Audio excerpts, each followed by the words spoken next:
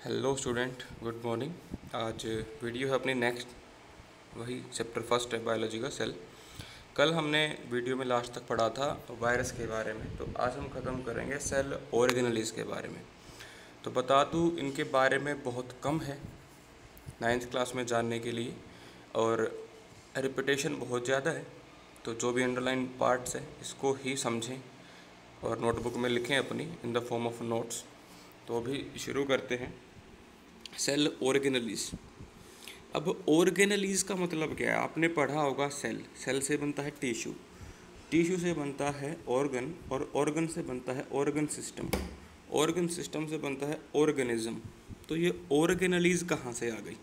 ठीक है, इसी वीडियो में इसका आंसर मिलेगा आपको और पूछूंगा मैं आपसे क्लास में, तो बने रहें, देखते रहें।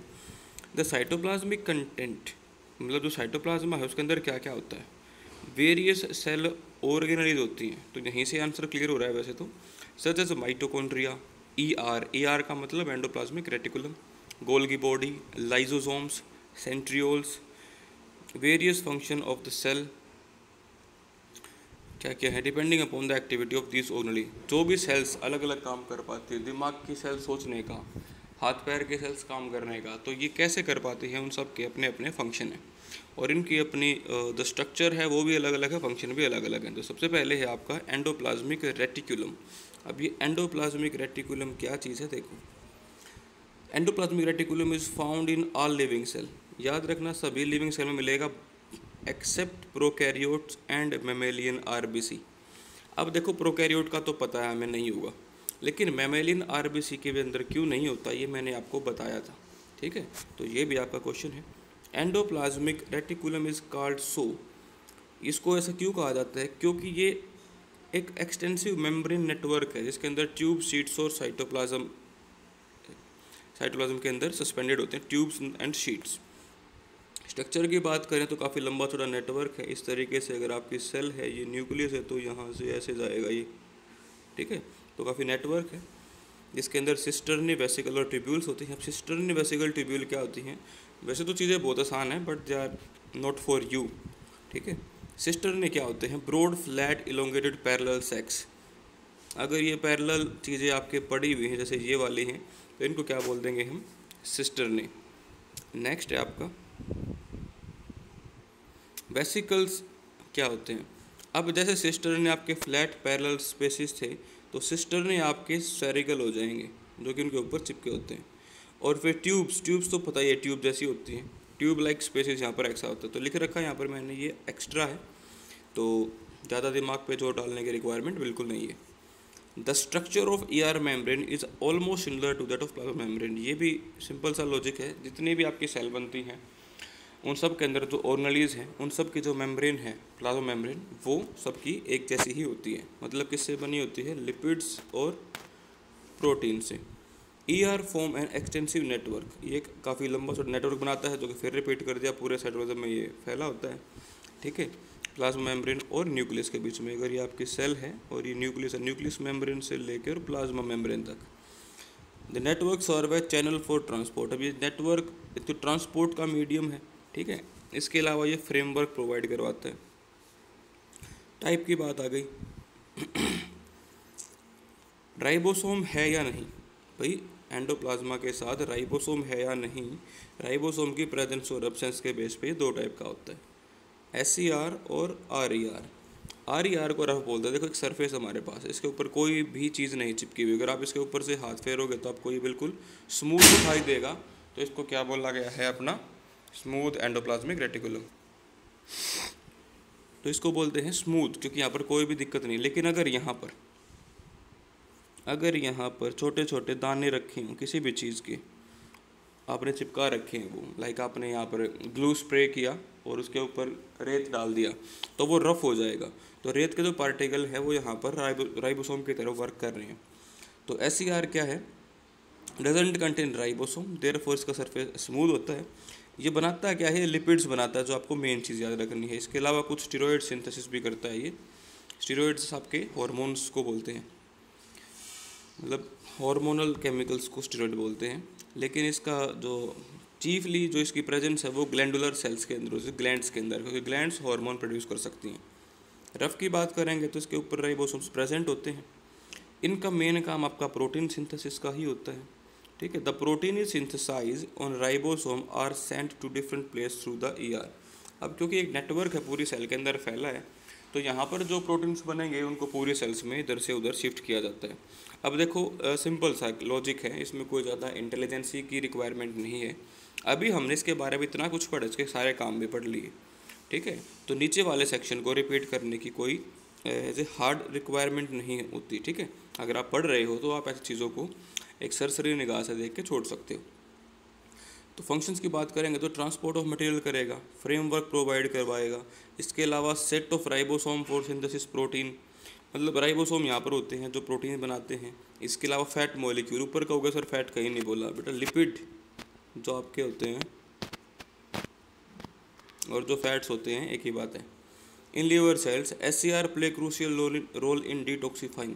अगर लीवर की बात करेंगे तो लीवर का काम होता है बेटा आपकी बॉडी से टॉक्सिन्स को निकालना। जितना भी आप सामान खाते हो अगर उसके अंदर कोई भी हार्मफुल चीज़ है तो उसको लीवर फिल्टर करता है। और लीवर की सेल्स के अंदर खास प्रॉपर्टी क्यों होती है, क्योंकि वहाँ पर आपके स्मूथ एंडोप्लाज्मिक रेटिकुलम ज़्यादा होते हैं। इसके अलावा जो ग्लाइकोजन है उसको ग्लूकोज के अंदर तोड़ता है। अब जो इंसान ज़्यादा खाना खाते हैं, ज़्यादा कैलोरी लेते हैं, तो उनकी बॉडी में energy in the form of glycogen store हो जाती है। और जब भी उनको रिक्वायरमेंट होती है फास्टिंग वाले डे या जब वो खाना नहीं खा पाते या बीमार होते हैं, तो उस टाइम पे ग्लाइकोजन टूटना शुरू हो जाता है। तो इसीलिए आपने कई बार देखा होगा जो लोग कम खाना खा के एक्सरसाइज करते हैं वो पतले होना शुरू हो जाते हैं, क्योंकि एक्चुअल में वो अपनी स्टोर्ड एनर्जी को ही ख़त्म कर रहे हैं, जिससे उसको ग्लाइकोजन बोला जाता है, जो कि बाद में फैट की फॉर्म में आपको दिखाया देता है, ठीक है। और जो कोई इंसान काफ़ी लंबे टाइम तक बीमार रहता है तो वो भी आपको दुबला दिखना शुरू हो जाता है, क्योंकि देखो खाना तो वो खा नहीं पा रहा बीमारी में, तो एनर्जी कहाँ से आ रही जीने के लिए, उसके पास जो ऑलरेडी स्टोर्ड था ना मटेरियल, वहाँ से वो एनर्जी निकल के आ रही है, ठीक है। तो मोटा होना बुरा नहीं है, लेकिन एक लिमिट तक वेट होना चाहिए। स्किनी होने में कोई फ़ायदा नहीं है, चक्कर आएंगे। मेम्ब्रेन बायोजेनेसिस, कल हमने इसका जिक्र किया था। देखो मेम्ब्रेन आपकी बनी होती है लिपिड और प्रोटीन से, और आपका ER बनाता है, SCR बनाता है लिपिड, और RER बनाता है प्रोटीन। तो सिंपल सा लॉजिक है बेटा, सिंपल सा साइंस है, सिंपल सा एक लाइन लिखी है कि भाई SCR help in synthesis of fat molecule, this molecule along with protein help in synthesis of membrane. ये मेम्ब्रेन को बनाने में हेल्प करते हैं। और इसी प्रोसेस को, मतलब कि मेम्ब्रेन फॉर्मेशन की जो प्रोसेस है सेल्स के अंदर, उसको क्या बोलते हैं, मेम्ब्रेन बायोजेनेसिस, ठीक है। आसान था, समझ आ गया होगा।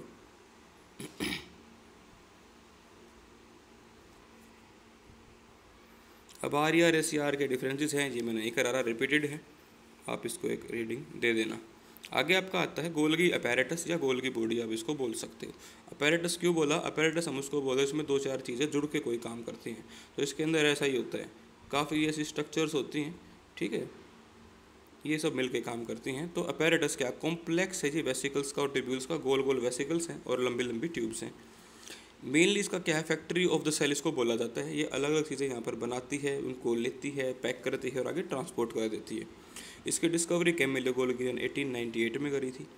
Golgi body found in all cells except prokaryotes and mammalian RBC। अब मेमेलियन RBC में चीज़ें एब्सेंट हैं, लगभग काफ़ी सारी चीज़ें यहाँ पर एब्सेंट हैं, और वो मैं आपको बता चुका हूँ क्यों एब्सेंट है। तो देखता हूँ किसी भी बच्चे ने इसको ध्यान से सुन रखा है या नहीं। गोल्गी बॉडी को डिक्टियोसोम भी बोलते हैं। क्या है ये, इसकी प्रोनाउंसिएशन डिक्टोसोम, ठीक है, या डिक्टियोसोम। ऐसी प्रोनाउंसिएशन के ऊपर ज़्यादा टेंशन लेने की चीज़ नहीं है, क्योंकि अगर कोई आप दूसरे टीचर से कंफर्म करोगे या तीसरे से करोगे तो अपना अपना बोलने का सबका एक प्रैक्टिस होती है, एक तजुर्बा होता है, ठीक है, उसके बेस पे वो बोलते हैं।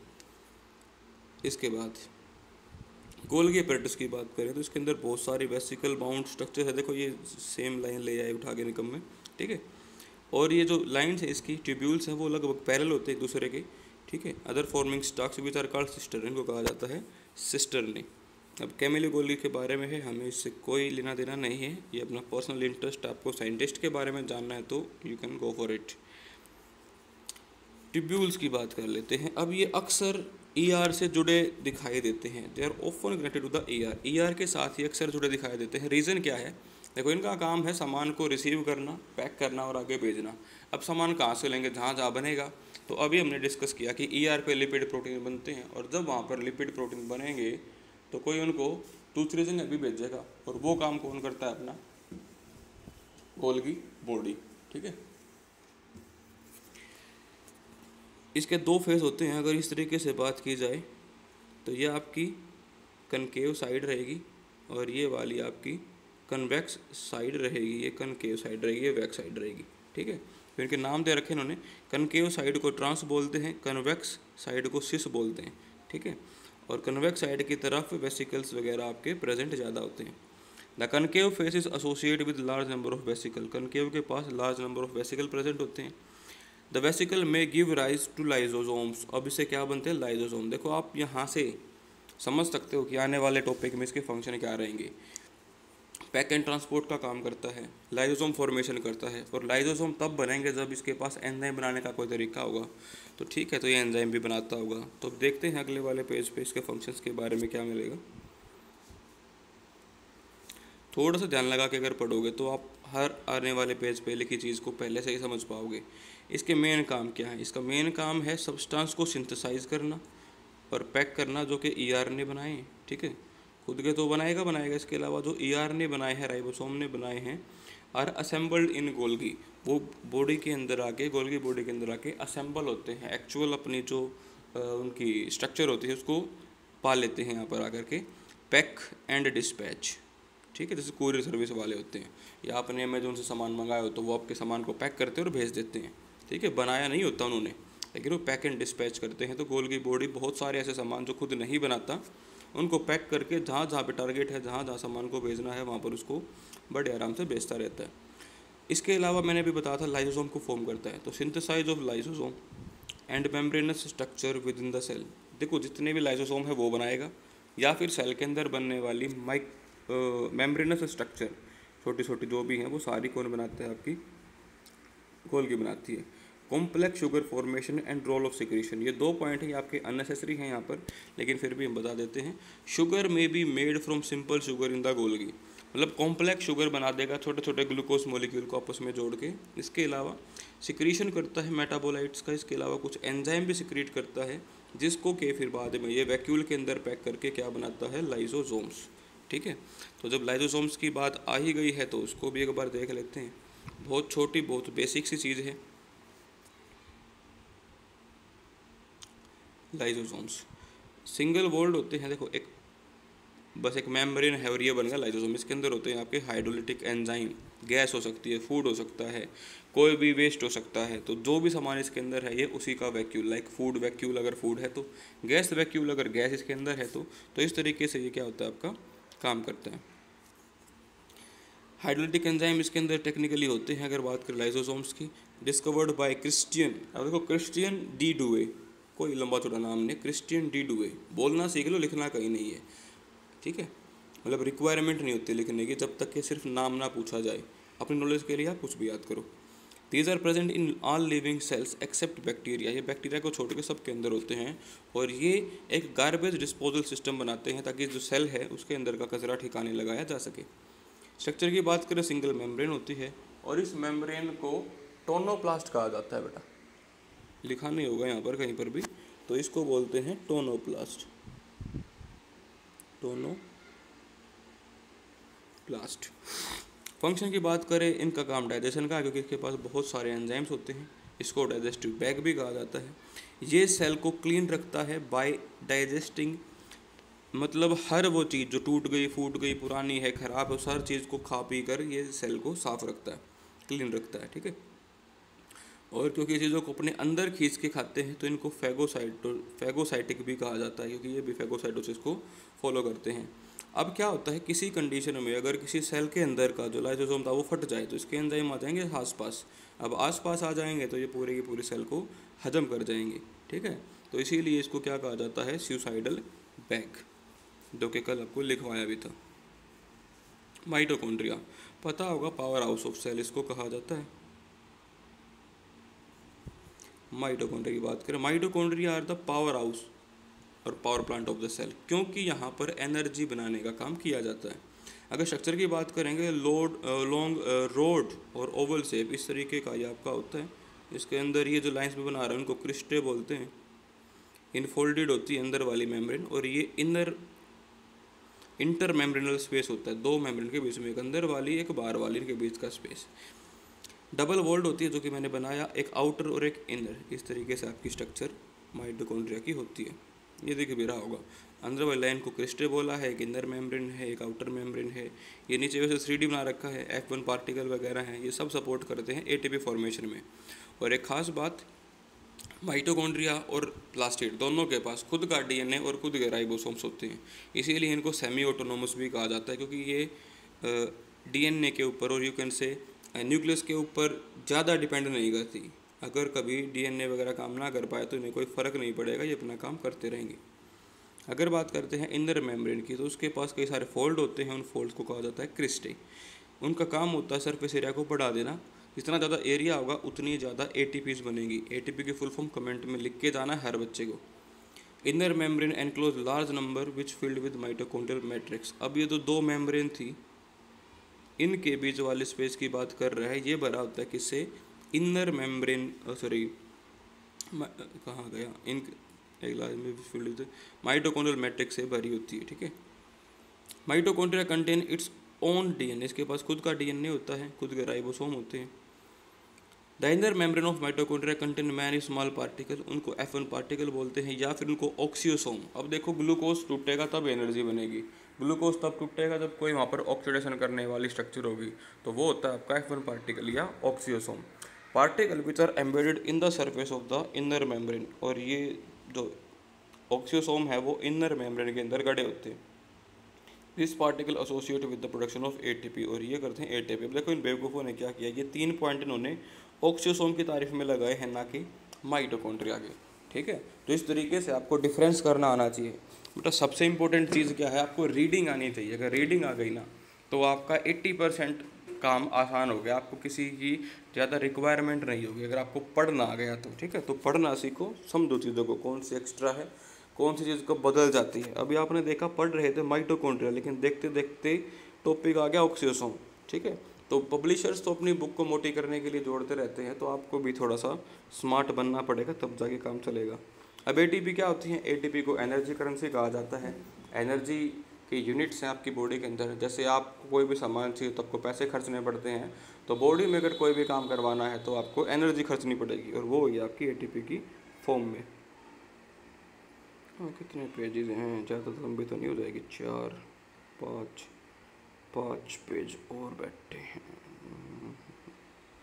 चलो भाई करते हैं, कितने भी हो पाएंगे, इसको तो कर ही देते हैं। प्लास्टिड, प्लास्टिड क्या होते हैं, जैसे माइटोकॉन्ड्रिया होता है एनिमल सेल के अंदर, वैसे प्लांट के अंदर ज़्यादातर प्लास्टिड पाए जाते हैं, जो कि सिर्फ प्लांट सेल में पाए जाते हैं। डबल मेम्ब्रेन होते हैं, खुद का DNA होता है, और 70S राइबोसोम होते हैं। दो इनकी टाइप हैं, ल्यूकोप्लास्ट और क्रोमोप्लास्ट। ल्यूकोप्लास्ट कलरलेस होती है, वाइट प्लास्टिड है, और पार्टिसिपेट नहीं करती फोटोसिंथेसिस में, क्योंकि ये सफ़ेद है, कलर इसके पास नहीं है, तो लाइट को एब्जॉर्ब नहीं कर सकता। अब क्या करेगा फिर, ये फूड को स्टोर करेगा। ठीक है, क्रोमोप्लास्ट की बात करते हैं, ये कलरफुल होता है, कलर प्लास्टिड होते हैं। कई टाइप के पिगमेंट होते हैं जो आपको लाल, पीले, नीले रंग दिखाई देते हैं, उन सब के लिए अलग अलग पिगमेंट होते हैं, लाइक ज़ैंथोफिल, रोडोप्सिन, क्लोरोफिल। इसके अलावा ये फूड को मैन्युफैक्चर तो करेंगे ही करेंगे, ठीक है, और साथ में फ्रूट्स को, प्लांट को, लीफ को, उनका एक खास कलर भी देंगे। और जो सबसे ज़्यादा इम्पोर्टेंट आपका क्रोमोप्लास्ट है, वो आपका क्लोरोप्लास्ट होता है। देखो क्रोमोप्लास्ट जो सबसे खास है वो आपका क्लोरोप्लास्ट, जो कि ग्रीन कलर का है, जो कि सबसे ज़्यादा पाया जाता है प्लांट किंगडम के अंदर। सबको पता भी है, प्लांट इसी वजह से हरे दिखाई देते हैं। अब है क्लोरोप्लास्ट की स्ट्रक्चर। ज़्यादा डीप जाके इसको रट्टे मारने नहीं है, बस समझ लो, उसी में काम चल जाएगा।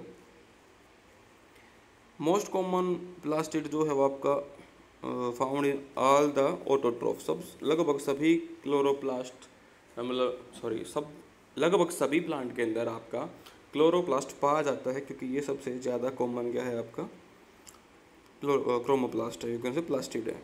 ग्रीन कलर इसका होता है क्योंकि इसके पास होता है क्लोरोफिल। इसके अलावा डबल मेम्ब्रेन स्ट्रक्चर है ये भी, इसके अंदर जेली लाइक मैट्रिक्स या पीछे आपका स्ट्रोमा प्रेजेंट होता है। इसके अलावा कुछ स्टॉक्स पाइल्स लगे होते हैं थैलेकोइड्स के, और एक पाइल को क्या बोलते हैं, ग्रेनम, और ये सभी आपस में जुड़े होते हैं, ट्यूब्स के थ्रू दिख रहा होगा नीचे। इनका मेन काम होता है लाइट को एब्जॉर्ब करना और केमिकल एनर्जी को सोलर एनर्जी को केमिकल एनर्जी में in the form of energy structures create करना, स्टार्च बनाना, ग्लूकोज बनाना। ठीक है, नीचे है आपका राइबोसोम। राइबोसोम प्रोटीन फैक्ट्री कहलाता है, प्रोटीन सिंथेसाइज मशीन है ये। सभी लिविंग्स के अंदर ये पाई जाती है, क्योंकि प्रोटीन तो सबको ही चाहिए, चाहे प्लांट एनिमल कुछ भी हो। ये दो चीज़ों से मिलकर बनी होती है। इस तरीके से आपकी दो यूनिट्स होती हैं।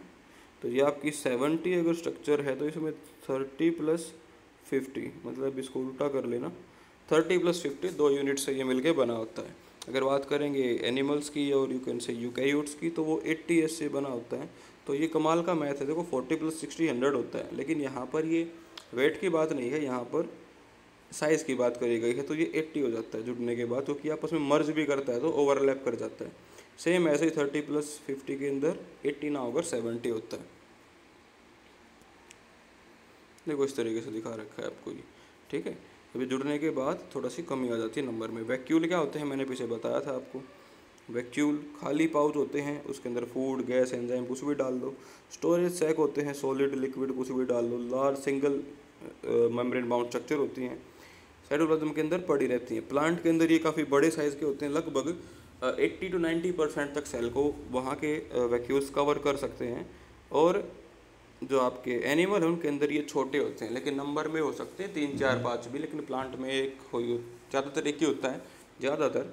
और वो काफ़ी बड़े साइज़ का भी हो सकता है। कई बार तो पूरी सेल के अंदर ये लगा के चल लो कि 90% साइज़ तक वैक्यूल का हो सकता है। फंक्शन की बात करेंगे, ये किसी भी सेल को अंदर से पंप करते हैं। जैसे आपकी फुटबॉल को टाइट करने का काम उसके ब्लैडर का होता है, उसको टाइट रखता है, रिजिड करके रखता है। तो उसी तरीके से वैक्यूल अगर फूला हुआ होगा तो पूरी सेल भी क्या होगी, फुटबॉल की तरह टाइट होगी, अपनी प्रॉपर शेप में होगी। ये सब्सटेंसेस को, मिनरल्स को, साल्ट को, सबको स्टोर करके रखता है। और जब इसके अंदर इतने सारे साल्ट हैं तो बाहर के कंपैरिजन में ये उसकी कंसंट्रेशन को भी मेंटेन कर सकता है। ठीक है, कंसंट्रेशन को मेंटेन करता है। अमाइनो एसिड वगैरह को स्टोर करके रखता है फ्यूचर यूज़ के लिए।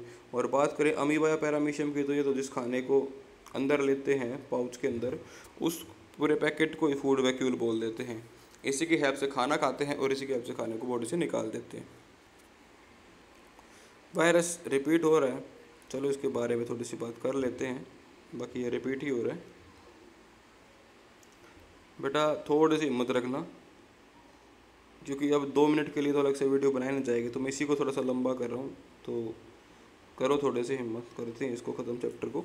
वायरस की बात करेंगे। नॉन सेलुलर है, नॉन प्रोटोप्लाज्मिक इन्फेक्शियस एजेंट है, ऑब्लिगेट है। मैंने कल बताया था, ऑब्लिगेट का मतलब होता है इसको मतलब मैंडेटरी है, बिना लिविंग ऑर्गेनिज्म के ये काम कर ही नहीं सकता।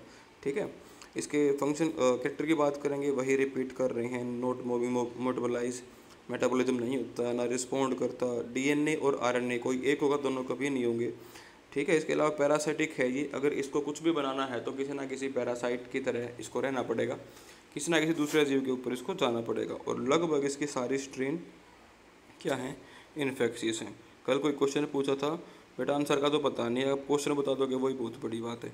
ठीक है, फिर आ गया आपका cell division. Last topic, question हम नहीं कर रहे, अलग वीडियो देखेंगे उनके बारे में। सेल डिवीज़न का मतलब है कोई भी सेल जो है उसको एक टाइम के बाद डिवाइड करना पड़ता है। ठीक है, तो सेल डिवीज़न आपके 2 टाइप के होते हैं, लेकिन पहले समझो सेल डिवाइड क्यों होती है। जब आपको नई प्रोजेनी क्रिएट करनी हो तो स्पर्म बनाने पड़ेंगे, गैमेट्स बनाने पड़ेंगे, ओवा बनाने पड़ेंगे। अगर आपको चोट लग गई तो उस चोट को भरने के लिए वहाँ पर सेल्स आएंगी, वो सेल्स बनानी पड़ेंगी। ठीक है, इसके अलावा बॉडी में जो भी ग्रोथ, मेटाबॉलिज्म, डेवलपमेंट जो भी चलती है, वहाँ पर हमेशा सेल का नुकसान होता रहता है। और वैसे भी हर एक लिविंग की तरह उसकी सेल्स की भी एक उम्र होती है, अलग अलग सेल्स की अलग अलग उम्र होती है। लाइक आरबीसी की 120 डेज होती है, तो उनको बनाना पड़ता है बाद में। ये भगवान, सारे उल्टे काम एक ही साथ हो रहे, कहाँ थे भाई हम। ठीक है, तो इसीलिए हमें सेल डिवीज़न की रिक्वायरमेंट होती है। अब देखो, अगर आपको आपकी बॉडी को चोट लगी है, ठीक है, चोट लगी है तो एक सिंपल सी बात है, वहाँ पर तो सेम टाइप की सेल आनी चाहिए, तो इक्वल डिवीज़न होगा, वहाँ पर चीज़ों के बीच में बंटवारा बराबर होगा। लेकिन अगर आपको रिप्रोडक्शन करना है, नई पीढ़ी को जन्म देना है, तो आपकी सेल्स के जो सेट ऑफ इन्फॉर्मेशन है वो हाफ होकर के आगे जाती है, जो हमने कल पढ़ा था, क्रोमोसोम नंबर वगैरह। ये 2 तरीके होते हैं, पेज पे बड़े हैं लेकिन समझने में बहुत छोटे हैं। एक होता है माइटोसिस इक्वेशनल डिवीजन, एक होता है मियोसिस रिडक्शनल डिवीजन।